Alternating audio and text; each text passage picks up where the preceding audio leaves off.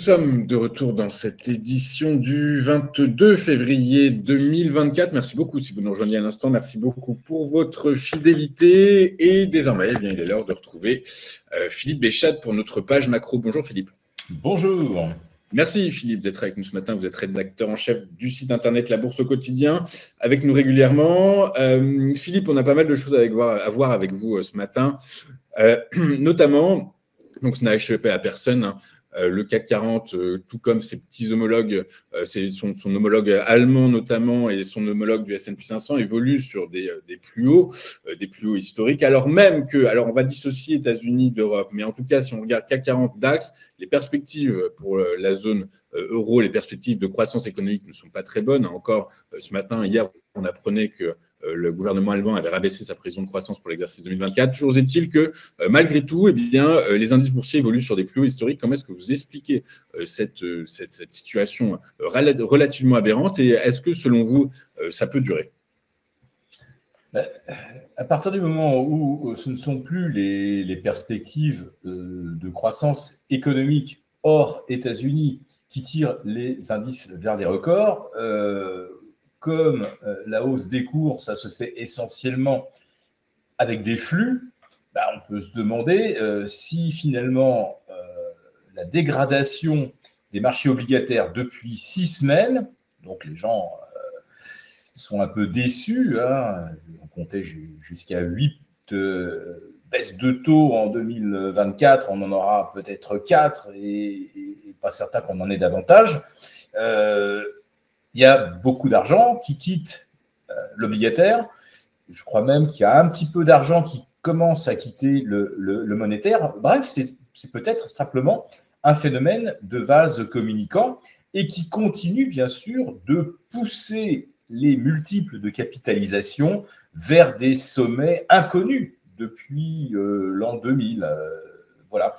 C'est les flux, hein. C'est pas les perspectives. Les flux, alors. Voilà. Oui, bien sûr, mais effectivement, c'est un peu ce qu'on voyait avec Jean-Luc Hussac en début, et puis régulièrement avec Éric Sebin également, c'est qu'aujourd'hui, les marchés boursiers sont devenus des marchés de contraintes techniques, où finalement, les perspectives fondamentales, l'analyse fondamentale, les news fondamentales ne sont plus les catalyseurs d'antan. Aujourd'hui, c'est clairement la politique monétaire qui drive les marchés, mais ceci étant, les PMI, ça ne drive plus grand-chose, les perspectives de PIB non plus. Voilà, donc par la force des choses, effectivement, on est sur un marché de flux, sur un marché de contraintes techniques. Du coup, par la force des choses, est-ce qu'il y a des secteurs, malgré tout, des secteurs qui restent à privilégier selon vous pour profiter de ces hausses ? Une des grandes surprises et une des caractéristiques assez troublantes de la hausse des marchés depuis pratiquement janvier 2023 et surtout depuis, on va dire, le 1er novembre 2023, c'est qu'il n'y a pas de rotation sectorielle, ou quasiment pas. Vous aviez des secteurs qui se portaient bien, hors semi-conducteurs, qui est la locomotive incontestable, incontestée. Il y a le loisir, les croisières aux États-Unis. À Paris, vous avez le luxe, donc ça c'est nos GAFAM, c'est nos calls, hein. Et puis vous avez Safran et Airbus. Oui, mais Safran et Airbus, ça monte aussi depuis 1 an. Autrement dit, on n'a pas de rotation sectorielle. C'est quelque chose que moi, je n'ai jamais observé, si vous voulez, en 40 ans. Quand vous avez une phase d'impulsion sur les marchés, d'abord, on se précipite sur les favorites. Alors, en France, ça serait LVMH, L'Air Liquide, Schneider, Airbus, etc. Et puis après, on se dirait, finalement, si la conjoncture n'est pas si mauvaise, ça ne devrait pas être mauvais pour les banques. Donc, vous avez à ce moment-là les banques, les financières qui prennent le relais sur une deuxième vague de hausse. Et puis la troisième, généralement, ce sont des valeurs qui étaient un petit peu en détresse et dont on se dit, mais si vraiment l'économie allait beaucoup, beaucoup mieux, alors ça pourrait redonner un peu de peps ou si les taux rebaissaient, ça redonnerait de l'air à des valeurs un peu endettées dont on ne voulait plus. Et vous avez le troisième choix qui généralement constitue la dernière vague de hausse. Et généralement, c'est la vague où on voit arriver ce qu'on appelle le retail, c'est-à-dire les investisseurs particuliers. Or, hier soir, je regardais donc les chaînes US après les résultats de Nvidia, et on nous expliquait que cette fois-ci, c'était vraiment le petit actionnaire qui vient alors acheter Nvidia, qui a déjà pris 500% en 3 ans. C'est aujourd'hui, il y a une forme de frénésie de la part des particuliers. Et on nous expliquait hier que désormais, c'est Nvidia le titre le plus détenu par les particuliers. Donc voilà, on va dire que les esprits animaux sont de retour, mais contrairement aux vagues de hausse classiques, on commence par acheter Nvidia, on renforce Nvidia, et quand les résultats sont bons, on se jette littéralement sur Nvidia, et il n'y a pas de rotation sectorielle, c'est-à-dire que les algos, pour la gestion institutionnelle, ne peuvent pas faire autrement que d'acheter du Nvidia, parce que sinon, on ne peut pas coller au benchmark. Et les particuliers, bah voilà, c'est un petit peu comme GameStop il y a 2 ans. Tout le monde y va parce que ça monte. GameStop et Nvidia, c'est difficile de les mettre dans le même bateau quand même, en réalité. Alors non, mais ce sont deux exemples. Ce sont les 2 exemples opposés, mais j'ai fait exprès de citer GameStop. C'est difficile de les mettre dans le même sac. Mais Nvidia, alors justement, vous annoncez, on parle d'Nvidia et c'est très bien, donc on va revenir avec vous sur la publication d'Nvidia. Nvidia, des résultats trimestriels et annuels stratosphériques, il n'y a pas d'autre mot, hein, même si, alors c'est marrant parce que lors de la séance de la veille, il y avait des petits doutes qui subsistaient à l'endroit d'Nvidia. Le cours avait reflué de un peu plus de 2%. Pour autant, cette publication est excellente. Les guidance le sont tout autant. Pourtant, les Cassandres des marchés financiers pointent du doigt une situation qui pourrait finalement, par la force des choses, peser sur le cours de Nvidia, c'est l'émergence de concurrents et notamment asiatiques. Du coup, est-ce que c'est une situation que vous anticipez, Philippe, sur le titre de Nvidia? Et donc, du coup, par la force des choses, comme vous le dites, les particuliers sont rentrés sur le titre, plus de $700, $735 hier, c'est déjà trop cher. De toute façon, on ne peut pas dire que c'est trop cher, puisqu'on n'a jamais vu une valeur du S&P 500 se payer, alors bon, on a des nouvelles guidance, 20 fois le chiffre d'affaires anticipé en 2024. Ça n'est jamais arrivé. Voilà. On n'a jamais acheté un titre aussi cher. Alors, je ne parle pas évidemment de valeur à 2-3 millions ou 2-3 milliards de dollars, où là, il peut y avoir un emballement soudain. Et c'est pour ça que j'évoquais justement le cas de GameStop. Ce n'était pas parce que c'était une valeur qui dégageait des bénéfices. Au contraire, elle était en faillite. Mais je voulais dire que la structure de la hausse était à peu près identique à celle de Nvidia. Et le dernier exemple que l'on a historiquement, c'est Cisco en 1999-2000.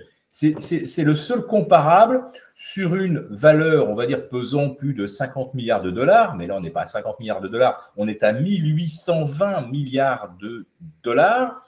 Donc, c'est la première fois depuis 2000 qu'on a une trajectoire comparable à ce qu'on avait observé en 99-2000 sur un leader, un champion du Nasdaq. Sauf que Cisco, en 2000, ne s'est jamais payé 20 fois son chiffre d'affaires. Alors, le PER était très, très élevé aussi. Mais là, ce qu'on observe maintenant, c'est des ratios capitalisation sur chiffre d'affaires qui défient tout ce qu'on a pu connaître au cours des 50 dernières années. Alors, est-ce que c'est cher ou pas cher? Ça ne veut presque plus rien dire. On est au-delà de la cherté, là. On est dans l'inconnu. On est dans l'inconnu. Voilà. On est dans l'inconnu, mais donc du coup, par la force des choses, quand on veut comprendre les marchés financiers, on essaie d'anticiper et de réduire d'augmenter la visibilité le plus possible. Est-ce que dans ces cas-là, on peut déjà parler de bulles sur l'intelligence artificielle générative et auquel cas, prendre ses billes déjà sur Nvidia? Si vous voulez, la structure graphique que je comparais à GameStop, et je vous assure que cet exemple-là, il dit tout, puisque là, on n'est pas sur un rapport entre les profits possibles ou espérés et la valorisation. Donc là, il faudrait que Nvidia double son chiffre d'affaires tous les ans pendant 10 ans. Bon, il est évident que les Coréens, les Chinois, et j'imagine que TSMC doit aussi faire plancher tous ses ingénieurs pour sortir quelque chose de comparable à Nvidia ou surtout peut-être moins cher. Donc à la limite, si les puces sont un peu moins performantes, mais qu'on arrive à les sortir 30-40% moins cher, bah vous en mettez un petit peu plus dans un GPU et vous obtenez une capacité de calcul assez comparable à un coût moindre. Il y a un moment où le coût, évidemment, va importer. Et autre chose, c'est la consommation des puces. Aujourd'hui, il y a le champion de l'économie d'énergie, si j'ose dire, qui s'appelle ARM. Bon, récemment introduit avec un parcours boursier également stratosphérique, mais ça fait là aussi un concurrent, c'est-à-dire que non seulement il faut que les puces soient performantes, mais il y a aussi le coût d'exploitation. Ben, il y a peut-être un moment où les gens vont se dire, bon, alors ARM, c'est moins rapide, mais du coup, comme ça consomme 50% de moins, mon GPU, c'est-à-dire mon cluster dans lequel je fais effectuer toutes les opérations, finalement, j'ai une machine qui me coûte moins cher. Alors bon, Nvidia, c'est peut-être le top, c'est peut-être Ferrari, mais du coup, si j'ai des bons diesel et qui sont beaucoup moins consommateurs d'énergie, ça va finir par me revenir moins cher à performance équivalente. Donc voilà, il peut se passer plein de choses. Mais là, aujourd'hui, et on va le voir à l'ouverture à Wall Street, on va avoir le S&P qui va pulvériser un record au-delà de 5040. On a un Nasdaq qui va probablement aller chercher ou taquiner les 18 000, je vous parle du Nasdaq 100, et vous avez tous les algos qui vont payer obligatoirement. Et hier, et pour la deuxième séance consécutive, il s'est échangé 38 milliards de dollars sur Nvidia. Et hors séance, on était à 12 ou 15 milliards de plus. Autrement dit, hier, il s'est traité 50 milliards sur Nvidia. 50 milliards, je ne sais pas si vous réalisez, mais c'est plus quasiment 20 séances de bourse à Paris. Voilà. Donc, toute la spéculation, toutes les stratégies sur des options, il y a aussi des options qui sont à expiration quotidienne. Tout le volume se concentre aujourd'hui sur Nvidia, qui est devenu totalement incontournable. Donc là, on est en train de voir apparaître une dépendance à Nvidia, qui est quelque chose là aussi qu'on n'a pas connu, même, je pense, en l'an 2000. Pour peut-être la bourse les bourses finlandaises, Helsinki avec Nokia, mais c'est à peu près le seul comparable qu'on a. L'hyper-concentration, aujourd'hui, va encore s'accroître et dépasser des niveaux qu'on pensait déjà quasiment insurpassables en début d'année. Et en début d'année, on n'imaginait même pas que Nvidia puisse gagner 50% en 6 semaines. Et pourtant, c'est ce qu'on va constater cet après-midi. Oui, c'est ça, plus 9% en après-bourse hier. Du coup, par la force des choses, on est aux alentours de 50% depuis le 1er janvier. Merci, Philippe, pour ce retour sur Nvidia. Donc, vous nous faites bien comprendre que, eh bien, il faut, pourquoi pas y investir, mais raison garder et dire que de toute façon, c'est un marché en pleine ébullition, au démarrage et en pleine ébullition, et que par la force des choses, il va forcément s'éclater à un moment ou à un autre. Et donc, voilà, attention aux résultats de Nvidia, à la valorisation d'Nvidia qui devrait inévitablement en être impactée d'ici, eh bien, alors c'est ça, toute la grande inconnue, mais d'ici 1, 2, 3, 4, 5 exercices, en tout cas, toujours est-il qu'effectivement, c'est un marché qui va attirer les convoitises et on en est certain. On va revenir avec vous, Philippe, sur la publication hier soir également des minutes de la dernière réunion du FOMC. Le FOMC, c'est bien la réunion des gouverneurs de la Réserve fédérale américaine. Minutes à la lecture desquelles, eh bien, on apprend sans grande surprise que les responsables de la Fed ne sont pas pressés de réduire les taux d'intérêt. Et malgré le fait qu'ils aient bien noté que la trajectoire de l'inflation est à la baisse, mais il reste, et inévitablement, c'est le discours depuis déjà de nombreux mois, il reste prudent, du coup, par la force des choses. Sont-ils trop prudents, selon vous ? Il y a deux versions. Il y a des gens qui estiment que la Fed a bien raison, finalement, de maintenir les taux en positif, hein, parce que c'est ça le débat. C'est est-ce que les taux d'intérêt doivent rester positifs par rapport à l'inflation et accessoirement par rapport à la croissance. Donc, les orthodoxes vous diront, oui, ils font bien. En plus de ça, quand vous voyez que la hausse des salaires aujourd'hui est de 4,5 à 4,6, hein, et je vous parle là de maintenant, hein, fin janvier, que vous avez une hausse des loyers et des coûts d'acquisition de logements qui sont en hausse de plus de 6% en rythme annuel et que ça représente un tiers du budget, hein, d'un ménage américain, et que vous avez par ailleurs une explosion du prix de l'assurance auto, des complémentaires, santé, etc., ça veut dire que l'inflation sous-jacente, elle est encore largement supérieure à 4%. Et alors, vous voyez, comme on veut absolument essayer de rester optimiste par rapport à l'inflation, on avait ce qu'on appelait donc l'inflation cœur, hein, c'est-à-dire inflation hors éléments volatiles, énergie et alimentation. Et là, on a inventé un indice super corps où on se dit, ah bah oui, mais finalement, comme les loyers, ça peut varier fortement avec les cycles économiques. Et bon, aux États-Unis, il y a surtout énormément de demandes avec des flux de migrants, donc 3 millions, hein, 3 millions par an, c'est à peu près 1% de la population américaine. Donc, ça exerce une pression à la hausse sur les loyers. Donc, on a un élément exogène qui fait que les loyers, ce n'est pas quelque chose de stable. Donc, hop, on va l'exclure. On va créer un indice super core. Mais même en excluant les loyers, on est à plus de 4% d'inflation.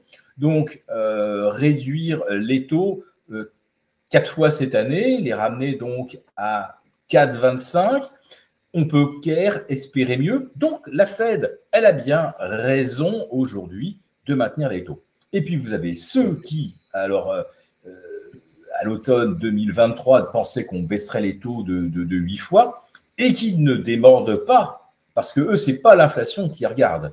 Ils regardent la facture du coût de la dette, qui a dépassé la barre symbolique des 1000 milliards de dollars, et ils se disent, mais là, c'est complètement fou. On est à 34 000 milliards avec plus 1800 milliards de dettes depuis juin 2023.